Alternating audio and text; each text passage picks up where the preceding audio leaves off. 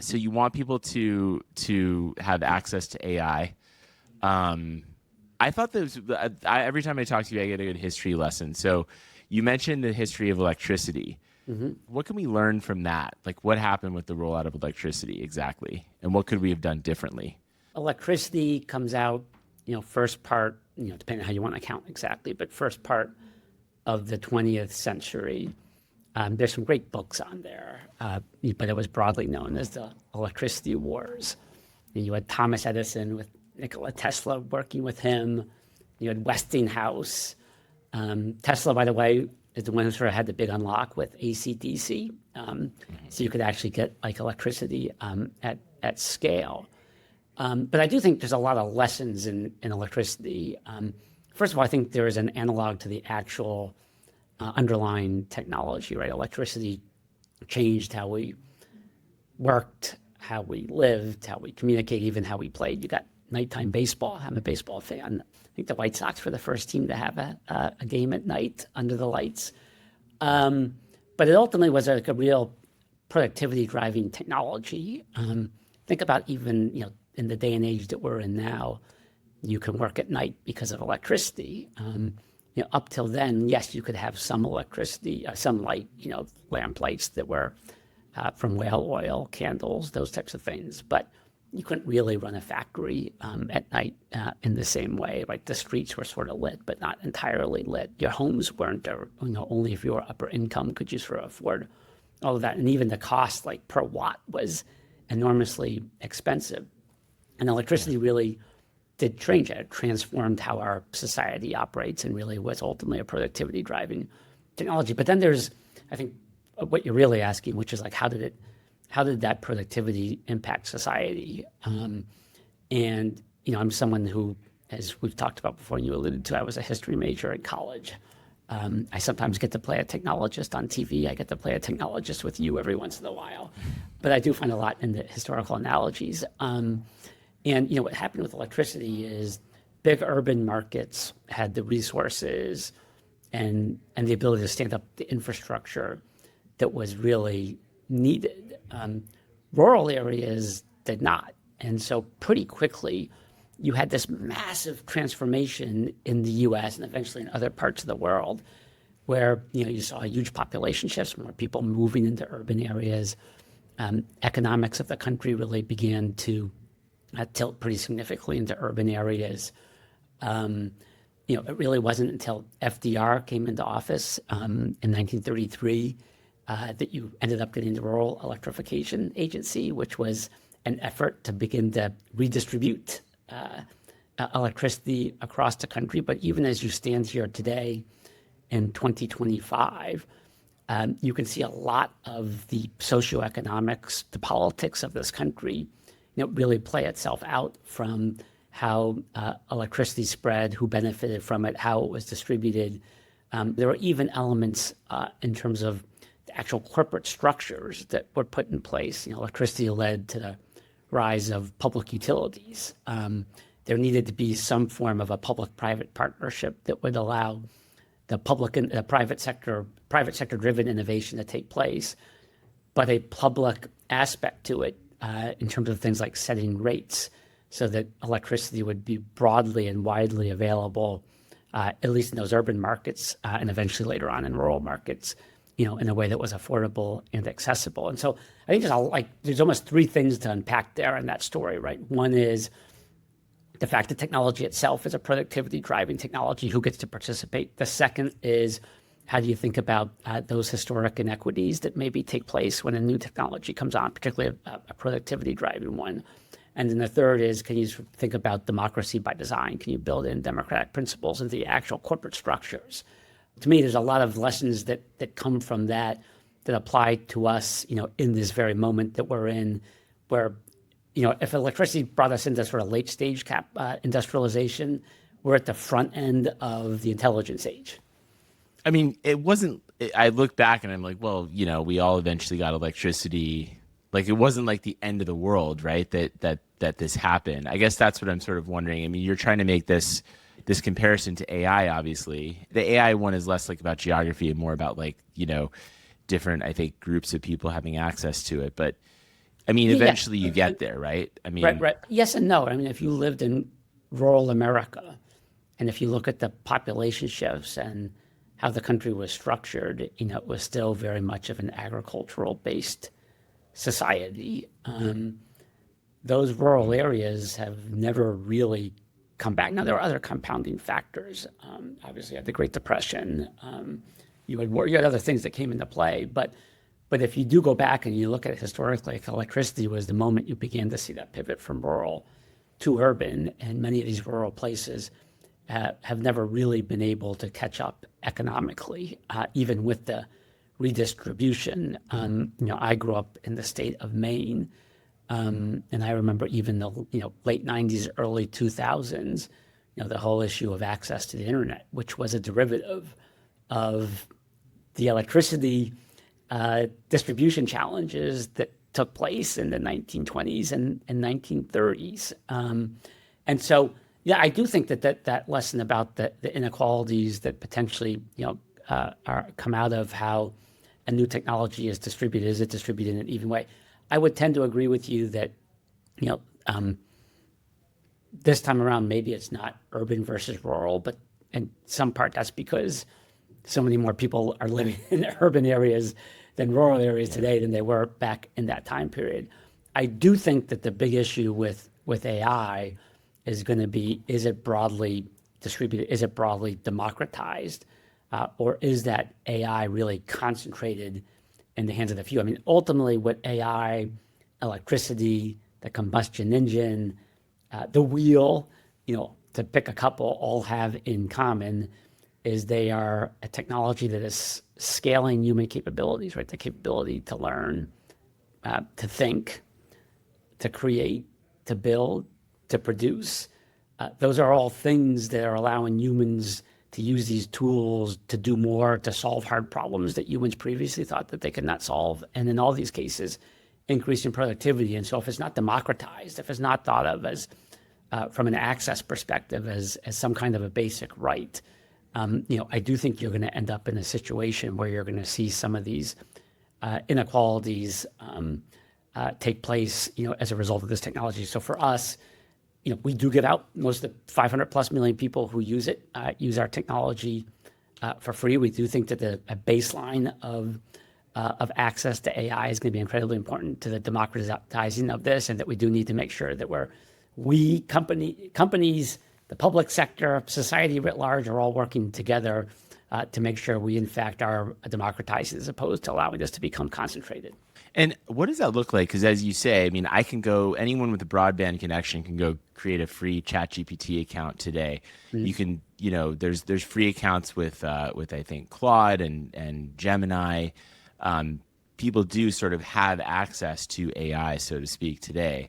So what is exactly the problem? Is the problem today, or is it something that you foresee happening in the future as the capabilities advance? Yeah, I think as you go forward, you're going to need to make sure that people are getting like a baseline access to this. And to me, there's, to step back with my, I can't help myself with my history lessons, so apologies. But, over the course of the industrial age, we developed a bunch of rights. These rights weren't all stipulated at the front end of this, right? People sort of developed these over time. In this country, right, you have the right to water, at least clean water. You have, Social Security, you have a minimum wage. I think maybe most analogous to this time period, you have a right to public education, K through 12. I mean, if you think of why K through 12 was created, it was literally created to teach people the skill set to be able to work in factories. I mean, even down to the fact you had to report early in the morning. You had different classes that were sectioned off by bells, right? Those were all things designed to teach people how to work, in factories or an industrial age environment. And so taking some of those lessons, and that took place, over a couple hundred years. What are some of the rights that we're going to really need to establish so that people are able to at least have the opportunity to fully participate, in AI? I think some of those are, how do we think about, AI literacy, like some form of what does public education and AI look like, in this intelligence age? How do we think about the role that the government can play in bringing AI into government so that the broader citizenry is benefiting from this technology in terms of government services. How do we think about our infrastructure? There's a massive build out of AI infrastructure. You've covered this pretty extensively. Are we building that infrastructure out in the same way that we built out the Interstate Highway Act? Like the Interstate Highway Act was originally done for defense purposes, right? But we didn't just build it to move tanks and trucks around. We also didn't just build it for commercial. We built it for everyone. So everyone got to benefit and participate in this. And so as we built out the infrastructure to support compute, which we definitely need from a national security perspective, we definitely need from a national economic competitiveness perspective, again, similar to the Interstate Highway, are we also able to do it in a way where everyone can participate in that? And of course, foundational to all of this is making sure you're building stuff in a trusted and safe way. But we put this paper out to really try to instigate and provoke this conversation. I think a lot of people will have some really smart ideas about what some of these rights are that we need to begin thinking about to ensure access to this. Yeah, well, I mean, you're a smart person. I was going to ask you, what are the specific things that we should be doing? I mean, is it do you have? I mean, you said this is a moment, and potentially, literally a moment. This is moving very quickly. To pre-distribute this, get ahead of this. Yes. Right. I mean, like, what do we actually? What does government need to do? Or maybe you're talking to. That was another question. Is like, are you talking to government, or are you talking to like other AI companies? Yeah, I think it's really across the board. I think we are, and we certainly talk to governments on this. I think what's reflected in here sort of builds on some of the thoughts that we've been sharing, over the last year or so. We certainly talk with other private sector entities. We certainly talk to distinguished and august members of the Fourth Estate, beginning always with you, Willis Reed. But others out there, we talk to civic stakeholders, because I do think this is a collective effort. And some of the prescriptive things are in there, right? Like, how do we think about, and I said this earlier, how do we think about AI literacy? What are those skills that someone's going to need to compete for a job or to do well at their current job? I'm familiar with any number of companies, and I've had this conversation with CEOs and boards. And they're increasingly, when they're interviewing potential new employees, wanting to know and understand whether that employee has AI skills. They're increasingly seeing, a little bit of an AI divide within their companies, those employees who sort of use this and those who may not. And how do they make sure that they are skilling up their own workforce? I talked about K through 12 education. In this country, we've typically thought of education K through 12, K through 16, if you think about college, maybe graduate school. But, perhaps we're in a world where given the acceleration and pace of AI, that there's almost going to be a need for an ongoing access to education on AI so that you're constantly able to skill yourself up in terms of your capabilities around it. I think there's a huge competition piece to this. Do users get real choice? Do they have portability in terms of their ability to move across different platforms? I think that is something that we haven't necessarily gotten exactly right over the last 25 years, and we have a sort of second bite at that apple to really get that right. I do think about how the government start to build this in a way that's both respectful of their current workforce, but also is making sure that these tools are serving the public. I think, look, one of the challenges here in the U.S., and I really think around the world, but particularly here in the U.S., a loss of trust and faith in whether government can actually deliver services. Now, I think a lot of times government does, and people take it for advantage, or take it for granted and may not appreciate that. But we saw this. We did a pilot with the state of Pennsylvania, Governor Shapiro there, where we worked with the state, trained a group of state employees. Those state employees, ended up, I think, saving like 90 to 95 minutes a day in productivity. You sort of expand that to a month, like that's a month of productivity gains for the state of Pennsylvania, which are ultimately gains for taxpayers. But also, really interestingly, those state workers found that their job satisfaction was significantly higher. A lot of these were sort of social workers, people dealing with constituents and citizens. They were able to spend a lot more time with actual people on the other end. Right. And less time on the administrative stuff.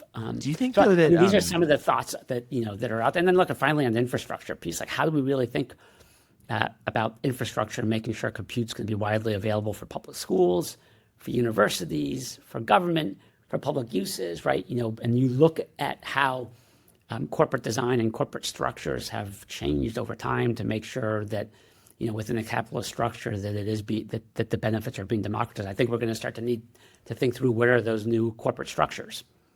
I mean, do you think that government should actually set up, build data centers and sort of look at that like they do, a water district or something? Or, does it look like a electricity, utility? Or this is a great question. This is a really good question. I'll give the simple answer and then maybe try to really take it on. I think the simple answer is government should be doing it. The private sector should be doing it. There should be partnerships to do it. That's a little bit of kicking the can to your question. That's like all of the above. That's a pretty easy way to answer it. But there's probably a lot to that. As I think about it, I think maybe there's a way to start to think about how government, the public sector, and the private sector work together, maybe in a different way. Right? There's always been this idea of public-private partnerships. Those public-private partnerships, for the most part, have been predicated on sort of a New Deal style of big government, right? Where you've got a private sector entity that does some type of partnership or MOU, and they work together with the government. But maybe is there a way to begin? And then at some level, that's what a utility was. Is there some way to sort of rethink what those corporate structures look like, so you're building those democratic principles into the very fabric? Look, this is going to be self-serving. But I do think here at OpenAI, we have sort of gotten ourselves to a really interesting place in that regard. Like, this company was started in 2015, almost as like this big science project. It was a nonprofit because it was really, at the time was it was a big bet. Could you actually, build AI that was, that was based on trying to replicate how the human brain thinks and operates and processes information, deep thinking. You sort of flash forward 4 or 5 years, it becomes obvious that, we're making huge progress. And when they say we, it's not me, it's the researchers. They all predated me here. You're not doing the, you're not that doing was definitely, the no. I want to be, give credit where credit's really due. But, and then it became clear that we were going to need enormous resources for that compute, right? And so that we built a limited liability corporation underneath the governing nonprofit. And by the way, because I'm a history guy, LLCs were created in England in the mid-1800s because England wanted to build out railroads. But you couldn't build out railroads because of the liability laws that people faced. And so they created the limited liability corporation so that you could actually build out railroads, attract investment dollars into it. But yet the investors would not be personally responsible. It allowed an enormous amount of capital to come in and the building out of the railroads in England. There was even a railroad, I think, called the Parliamentary Line that sort of came about because of the change in the law. And the Parliamentary Line was specifically designed for the broader public to be able to ride on. So LLCs sort of came along, allowed railroads to be built. Utilities came along and allowed electricity, water, those types of things to be really publicly available. What is the version for us? And, so we have this nonprofit underneath it is a limited liability corporation. We're looking to shift that even to what's called a public benefits corporation. What does all that mean? It does mean that, our requirement is to optimize and prioritize the nonprofit's purpose / mission, and that is to build a AI that benefits all of humanity. But that means that's what we're responsible for doing. And so we've created an interesting corporate structure, and that corporate structure is a reason why there are the vast majority of the 500 million plus people who use it get free access to it. And so I'm not necessarily saying what we've designed is going to be the new version of what this is, as much as it's an example of how you can start to think about there's going to need to be new structures here that work in an age when this technology moves really fast, right? You look at the pace of this and the scale of this. What would you say? Yeah, no, I mean, I get what you're saying. I mean, I sorry to interrupt, but what would you say to the, I mean, there's a lot of, OpenAI, as you've got a lot of skeptics out there, right? You got to be kidding me, Reed. Oh, you haven't heard. You must have really good PR. No, but I think it's Yes, I have Kate. you've got Kate right there. Do you think what do you think the skeptics would probably say like, well, okay, you're basically taking you have a lot of VC money right now. You're losing money on all these free services right now, which is, a strategy that startups do. But ultimately, like you're kind of saying, well, government should be picking up the tab instead of these VCs down the road, right? Like you want to be able to continue to give this stuff away, even Well, when you turn to that profitability phase of the company, right? What would you yeah, well, kind I of would, say to that? I guess I would argue that the current structure that we have created is allowing us to raise private capital to deliver an incredibly beneficial public service. Um, you can think of this as, a private company with a public purpose. Mhm. And I do think that that is reflective of a different type of structure, and a structure that we designed and put in place, for that purpose. And so, yes, we are raising a bunch of money from people around the world. Those folks, as was the case with the railroads in England, as was the case, people who invest in utilities. There's a reason why the railroad is worth a lot of money on the monopoly board, right? They do expect a reasonable rate of return, but their private capital is allowing us to buy the compute, i.e., build the infrastructure that we need. That then in turn is allowing us to make this stuff broadly and widely available. And sure, like we have a baseline that we make free. We also have two levels of paid services that people pay for. And so you can almost think of this is probably a little bit of a strained analogy, but the basic AI that we make free is almost like, is it a livable wage? Is it a minimum? It's some type of baseline that we think people need access to be able to participate in this. Yeah. You also have this sort of But I guess that like part of this is like we are going to need different structures. Maybe this isn't yeah. the best structure or the right structure. I certainly think it is a structure that has allowed us to make this broadly available to folks. And Yeah. my bigger point here is the speed, scale, scope of AI is as such that you're going to need to build new type of democratic systems if you want this to in fact be democratized. The other thing is like you don't know exactly how this is going to shake out. We are kind of it still feels like we're kind of early in this. And if you look back at the rollout of the internet, it was sort of like I remember people talking about, well, you have to be computer literate. We need the education. There was a push to kind of like push people into coding and things like that. Meanwhile, today now we have a labor shortage, right? In places like that. Some people, I mean, places like manufacturing that you mentioned earlier. I mean, some people don't need to learn this stuff, right? They want to become a canoe guide or something, right? Do we risk like it, or what can we learn from that? Where I think there was almost like an over indexing on, okay, let's like push everyone into to the information age. Yeah, I think it depends really a little bit on what you think this technology is, right? I've suggested that we should, reading, writing, arithmetic, and AI literacy.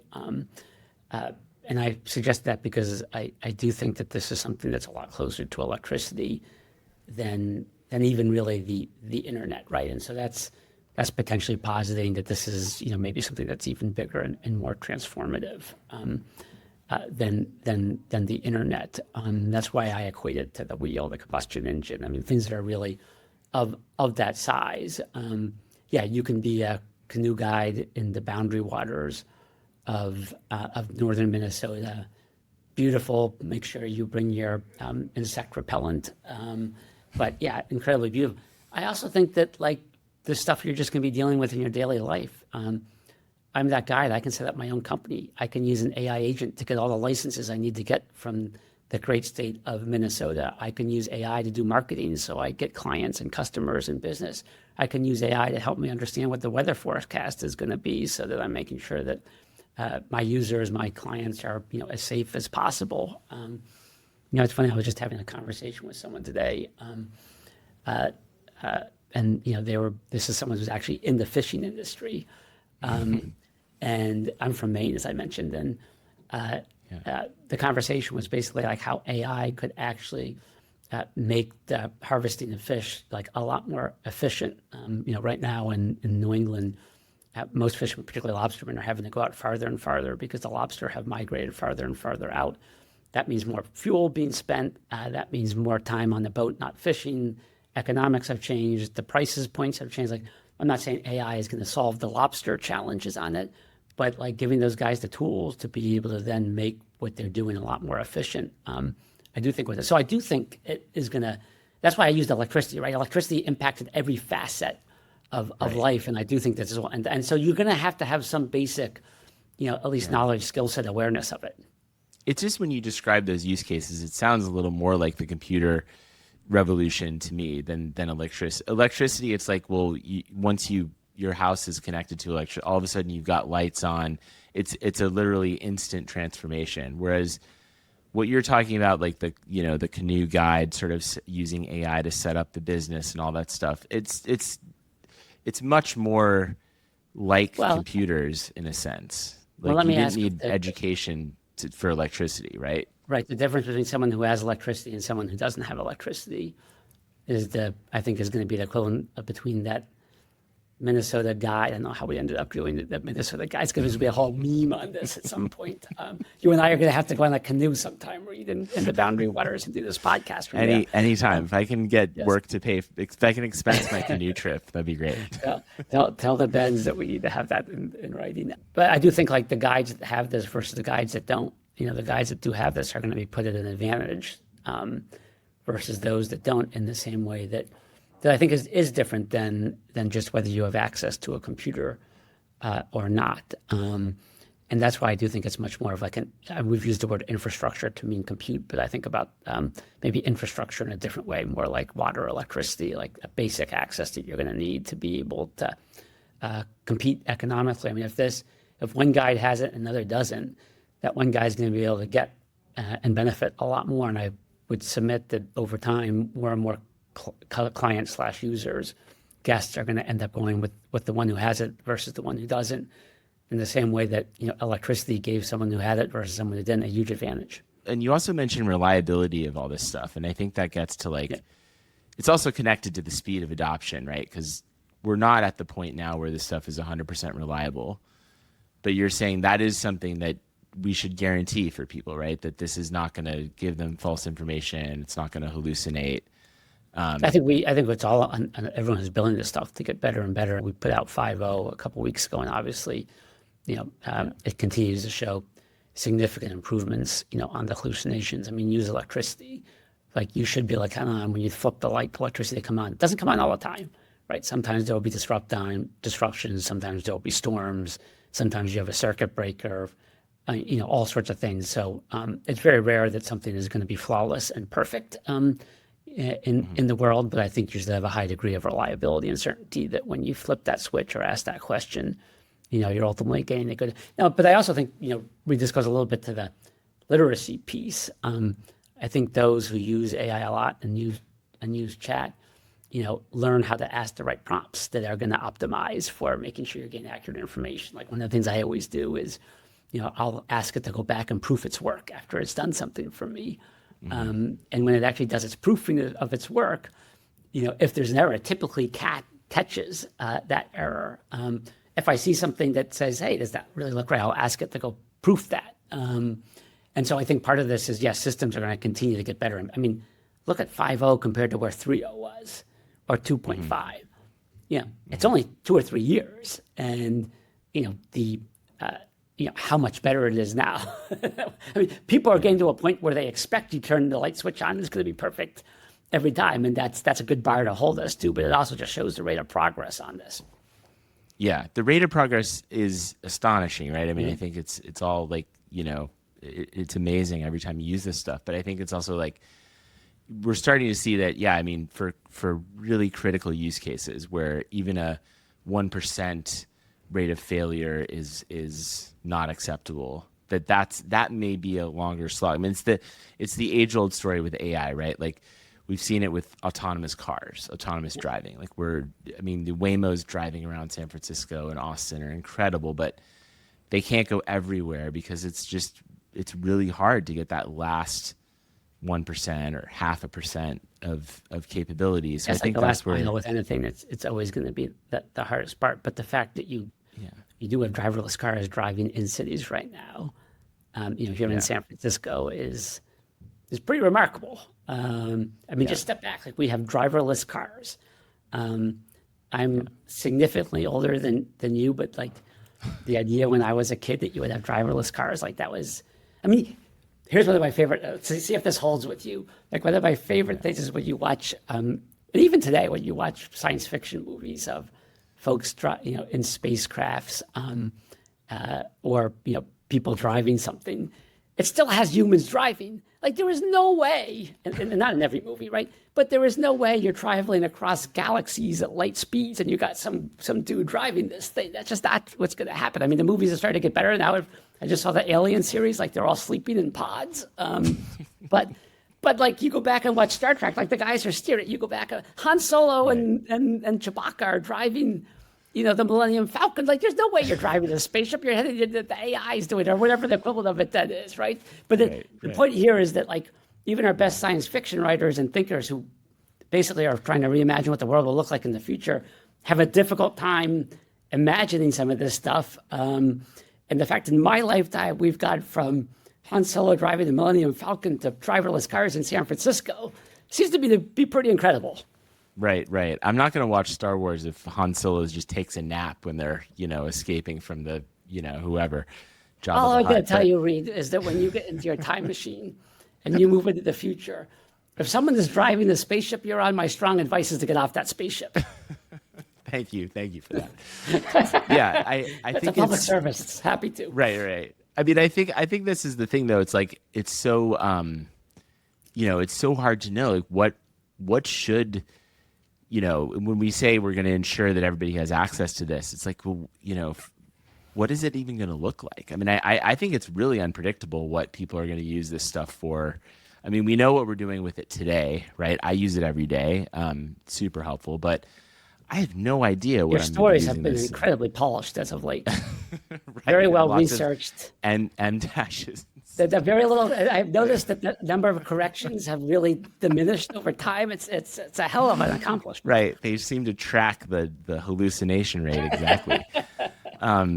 Yeah. No. When I will let you know when I can just publish an article from ChatGPT. But I don't. It's like what is it? What am I going to be doing with this in a few years? I test it out. I try to push the boundaries of this stuff, and I find it's like, it's right in that spot where it's incredible, but also like, I don't really, I try to like build an app or automate some process with my email. It just doesn't quite get there yet. And I think it just makes me think we're still at this point where who knows, right? Who knows what this stuff is going to. Yeah. Look, you're still in the, Sam has made this point. Others have made this point. Like, you're still really in the early innings here, but the progress that you've made in a very short time frame, would strongly suggest that as this continues to accelerate and we continue to see those scaling laws applying, so where do we go? Like, do we start to really see pretty significant breakthroughs in science? Do we start to see and think about like robotics? I think those are things that, one could fairly anticipate over the next couple of years. And, some of those scientific breakthroughs, solving diseases, helping with diagnosis, people may not sort of say, that's AI that accomplished that, right? But their lives will potentially be, dramatically impacted by what AI helps to solve, and address, right? So there's I think a little bit depends on what exactly, you are talking about. And again, electricity was similar, right? Like electricity drove all these different things. Just think about like the automobile, right? So when electricity was created, one of the industries that was most upset was the early petroleum industry, because they had been primarily generating oil to go in these lamps, right? And you have lamp lighters. But what electricity did then was unleash the ability to actually build the auto industry, both the manufacturing of it, but also the circuits and how the cars ran, which interestingly actually created more of a need for oil or for fossil fuels. More of those lamplighters became a lot more electricians. And so, yeah, I think there's things that like we can probably anticipate, but a lot of these things are going to unlock other opportunities that it's even hard to get our head around. Hence, my analogy about like sci-fi can't even get its head around some of these things.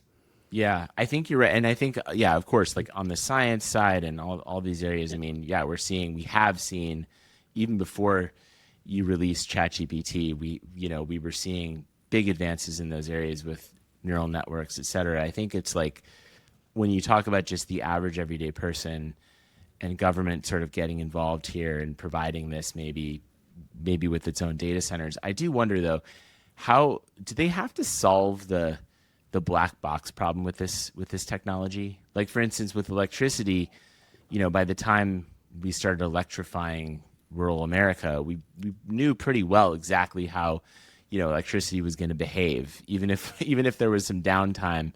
There it wasn't like all of a sudden you were wondering whether the electricity could just like jump off the copper wires or something. Whereas with AI, I mean, it's funny you say that, Reed. That did happen. Like if you go read the Electric Wars, which I'm going to send you the book now. There's a great novel that's actually sort of is pretty true to the history on this. But you had all sorts of crazy things that were happening with the early forms of electricity, including fires from the electricity jumping off, including people sort of describing it in interesting ways, including how humans were interacting with it and subscribing all these new elements to it. Like I do think if you look at those first 20 years or so of electricity, you had some version of what we're going through today taking place in and around that. And I don't think most people understood how I mean, people didn't understand what AC/DC. I'm not sure how many people today actually understand what AC. I mean, you learn about it maybe 8th, 9th grade a little bit, but not.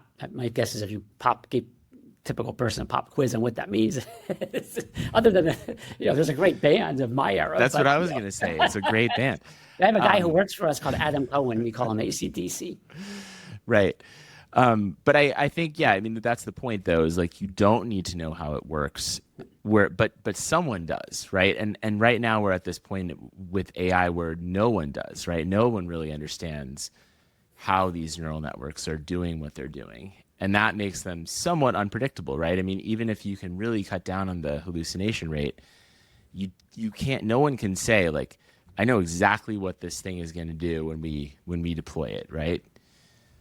Well, I think it depends, not to pull the pun here, but like exactly what do you mean, right?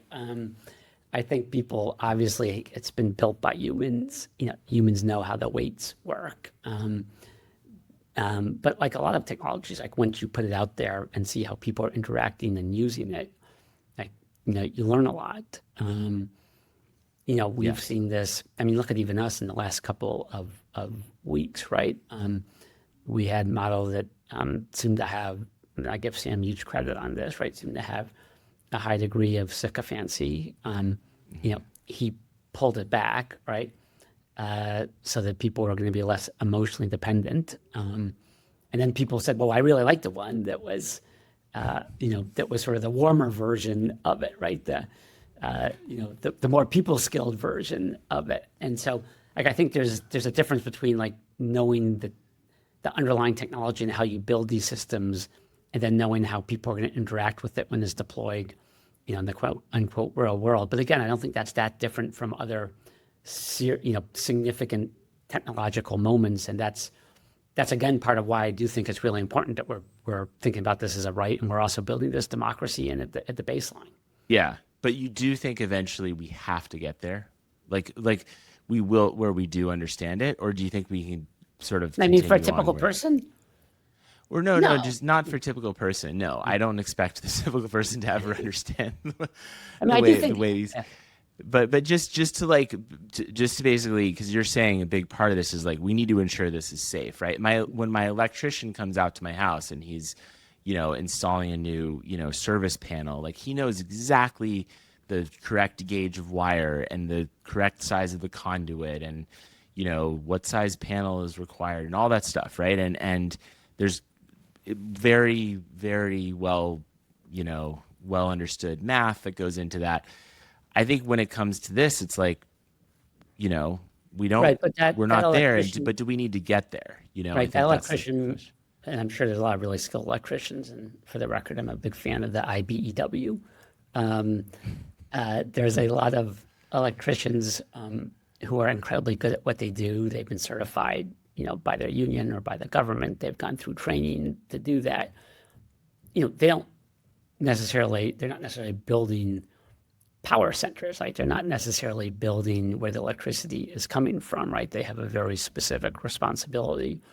And most of them, if not all of them, do a great job, but there still end up being short circuits. And anyone who's had a house knows that you sometimes have to have electricians who come back multiple times to fix things, and things go wrong and wires go wrong. So, like, I do think that there is people are going to be super competent at this stuff. And so for us, like on our end, right, we have a pretty comprehensive safety system, because we do think that people do have to trust this technology. And you know this because you've covered it, but we have a preparedness framework. Like, we go through that. We work with the U.S. government on that. We also work with other governments around the world. We share with them what we're seeing. We have a whole series of criteria, and then we quote unquote mitigate the models that we're putting out so that they're falling within the safety bands that we have identified and put out. But this is always going to be a constant exercise, just like it is with different power sources, right? I mean, if you think of energy, right, you've got energy that comes from fossil fuels, you've got energy that comes from could come from nuclear power, you've got energy that can come from light, right? You've got energy that could come from geothermal, like all of those that have different systems that you're going to have to build in. And I do think that that's going to be comparable here, right? You're going to, as this technology continues to move forward, you're always going to have to constantly evolve the safety systems. Yeah. You also mentioned this, like, you have to, this portability question, right? Like, she shouldn't be locked into one company. Of course, to continue with the, electricity analogy, I mean, that is how it is now with most people, right? Like, I don't get the choice of who I want to use to provide electricity. But you're saying this should be different in the AI era, right? So I should be able to say, well, I'm going to switch from OpenAI to, Yep. whoever Whoever easily. you want, right? You should be able to be portable. You should have choice. You shouldn't have to be locked up in bundles. We shouldn't be facing the same issues that people face, like with cable TV when you and I were in our utes, Reed, before streaming came along for people like Kate. But yeah, I mean, right, you shouldn't, there's big legacy companies right now that, have enormous control, over your choices because you're sort of locked up into their systems. And I do think that if you're going to think about AI as sort of a basic right, you don't want to necessarily, allow one entity to have total control, particularly given how powerful this is and how transformative it is. And, I mean, if you think about it simply as, these systems are built on an enormous amount of data, much of that data, is publicly accessible data, but generally, publicly accessible with, public. So the public should also be able to have choice on where they go and how they can move around on this. I actually think that competition will be good because it'll push the different providers to be better and better, and as a result, offering a higher and higher value proposition to those users. The users will be empowered. I mean, that's a form, by the way, Reed, of what what we were talking about earlier, which is democracy by design. Like, there's the old African proverb, you can vote with your feet, right? If users of AI can effectively vote with their choice, like, that's going to have a big impact on, what the different AI providers are delivering for folks, because it's going to be effectively them voting. And how far does that go? Like, so if I buy the OpenAI hardware, device that's going to come out in the next, I don't know, however many months or years, should I be able to, does that mean like there should essentially be a law or, something that says like OpenAI can't force me to only use their models on that device? Like, there's no more walled garden problem I think generally this it's era. the walled garden, right? I think you'd have to figure out, like, from tool to tool and what it is and what exactly it is. But I think the broader principle here is, like, you would have portability over your data and over your profile, right? So presumably, like, OpenAI has some type of a tool, someone else has a tool, you want to move from the OpenAI tool to another tool, right? You should, in theory, have the ability to do that. and not have to start off at scratch, which would then be a disincentive, if not an outright blocker, to being able to do that. So, I just think that's how you should think about this principle. And you are right, right? Like where the technology is going to go potentially changes how that question is asked, and then what the solutions are. But I think the broad-based principle is, people should have basic choice here. Yeah. So basically, yeah. So I have like a sort of file, if you will, of my data that's being used by, ChatGPT.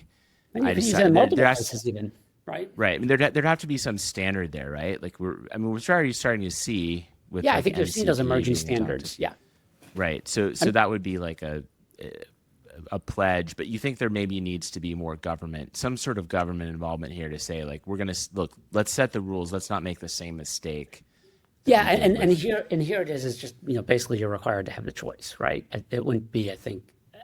Look, this is all part of an ongoing conversation, so I don't want to be overly prescriptive here. But right. presumably the government is not going out there and saying, "Here's the 72 things that you need to do." It's more like company A can't restrict person A from being able to take their stuff and go to company B, right?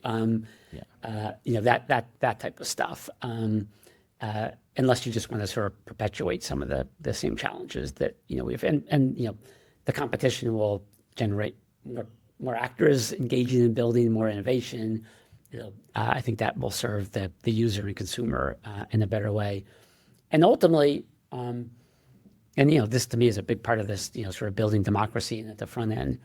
Like I do think amongst the challenges that that the society faces today is people feel at least some, a little bit off kilter by the pace of technology. And I think at the core of that is a sense of that they're losing control. And I do think if we think about part of building democracy or democratic principles into this intelligence age, it is empowering people with and I think choice is a pretty important piece of that. I just wonder if you're going to paint OpenAI into a little bit of a corner here, because you are a consumer business, and that is these walled gardens that, especially if you look at the app stores, Apple and Google, that they created, I mean, were hugely lucrative, right? And even Steve Jobs, I think, didn't see that. He didn't see the full extent of that, where he was sort of promising to never make a profit on the app store and that sort of thing early on. Do you talk about that? Like, have you thought about that? Like, do we want to cut this off? Yeah, so three things in that. One, we are, as I said earlier, right, a nonprofit, and that our mission is to build AI that benefits everyone at some level. Like that's a fairly liberating thing when you're going out there and building.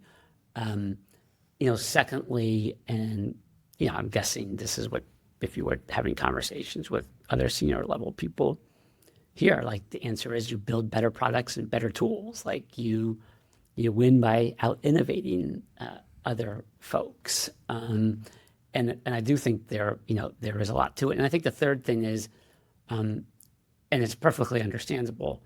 There's a lot of just almost it's like a human reaction to sort of look at the last war, fight the last war, assume that things are going to be based on prior economic models. I strongly suspect that the economic models of this are going to be entirely different. Doesn't mean that those entirely different economic models won't bring challenges. I just suspect that there will be different kinds of challenges, and our ability to get those right, I think, are going to be incumbent upon building the democratic principles in at the front end.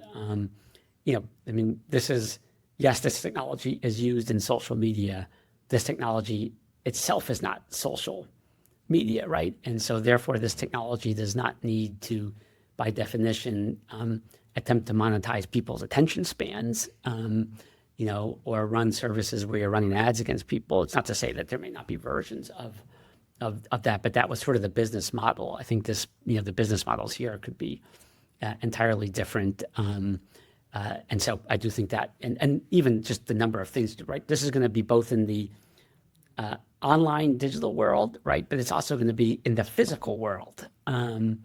And so again, I just think that you're going to see just different types of economics here. The physical world part is that's kind of mind blowing, because it's like, well, you're saying everyone has a right to this. Well, does that mean we all get a robot in our, the robot for every household? You need a robot for when you're on your canoe in on the boundary lakes Right, exactly, to do the rowing, Do we? Yeah, exactly. Or just to, the paddling, I guess. tend Technically, my garden while I'm gone.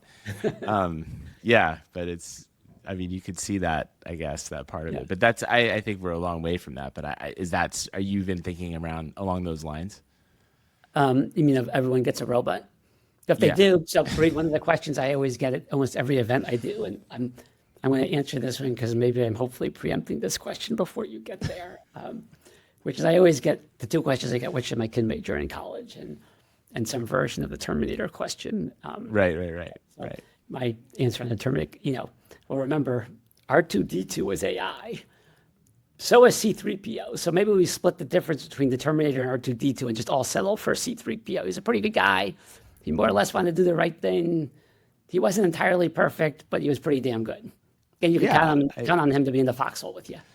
Right. And it's funny, interesting. It's interesting, the Star Wars. I do I got think a lot of Star Wars on this. Canoes, Star Wars. We're a vast array of subjects we're roaming over, Reed. I think we are moving toward the Star Wars vision for AI rather than the I don't know, the her vision, right? Like I think it is this shift happening, but I don't know, is that a view that's popular, I think, within OpenAI? Because I think when I listen to Sam talk about, AGI, it doesn't sound like C3PO, it sounds more like her to me. No, I think it's, my C3PO is my joke line whenever I get the Terminator question, so I had to weave it in. I think that, what Sam has said about AGI, there's a distinction also, and this gets into a lot of lexicon, AGI versus like super intelligence, right? And how people sort of define and all these different things. AGI in some form or fashion is, it outperforms, the technology outperforms, the highest performing humans sort of across a vast array of subjects. But I think, the way Sam has talked about it is it's not going to be like a light bulb moment, like AGI happens and then the world suddenly is vastly different. That AGI will just begin to manifest itself and imprint itself in ways that sort of start to be almost like the surround sound. Like my comments earlier on science, like I think you'll get scientific breakthroughs and then those will lead to healthcare breakthroughs and then you'll get better healthcare. But it won't necessarily be like one day you don't have that healthcare and the next day you do. Like there'll be a time piece to that. I think maybe superintelligence is maybe a little bit closer when you get systems that can sort of run themselves and do those types of things, run large things. And perhaps that's something that that people are more struck by in the immediate. I don't know whether it's her or Star Wars. All of these things are, her probably happened. If her and Star Wars actually happened in the real world timeline, her would have probably happened before you got to Star Wars. So there's a little bit of sequencing here. That's true. I like the Star Wars vision. They somehow mastered, the laws of physics. They can travel faster than the speed of light. But the guy's still driving the spaceship. I don't get that. You still get to drive your spaceship. I think it's great. They get Star Trek. The guys are beaming down and they're having their physical bodies are taken apart and then reassembled, and yet there's still some dude flying the Enterprise. Right. There's still guys fixing the engine. Scotty, the guy from the Scottish guys, there in the engine all the time. It's probably some employment policy that the government had, that you have to have a human pilot. We can figure this out. We can figure it out. Well, I know I'm way over time, but I think we touched on it. Is there anything we haven't talked about though? Like anything we didn't touch on from this that you want to get across? No, only that we're putting this this thought of access to AI as a fundamental or basic right, as really a conversation. Like we do think it's really important. Do believe that amongst the biggest issues in AI, you've heard me talk about this. There's three things to wake me up at 3 a.m. One, democratized AI versus concentrated AI. Two, is the world building on democratic U.S.-led AI rails or autocratic PRC-led rails? And then three, do you have enough compute to be able to do one and two? What we're talking about, today is really that first part, which is, how do we make sure everyone is going to have the ability to participate in this? I mean, you just take a look at the productivity projections out there, even the lowest ones, would suggest, tens or hundreds of billions of dollars being injected into the economy in a fairly short time. The other ones that are like low double digits of GDP growth, that's hundreds of trillions of dollars going into the economy, even if you just split the difference, do my C3PO split. Like that's a lot of economics being thrown into the system and injected into the system. And I do think for like our society, for the social contract, you got to make sure that everyone at least feels like they have a fair shot, a fair shake at being able to participate in the economics that are going to get created. There's a lot of lessons of history on this. And I do think thinking about this now and building this in now is really critically important to get this right. Like getting AI right begins with thinking about it as a right. Well, thank you for the time. It's always good to chat. Thank you, man. It was always, Willis, I always enjoy. I'm excited. I'm looking forward to our October version of this. Yes, let's do it again.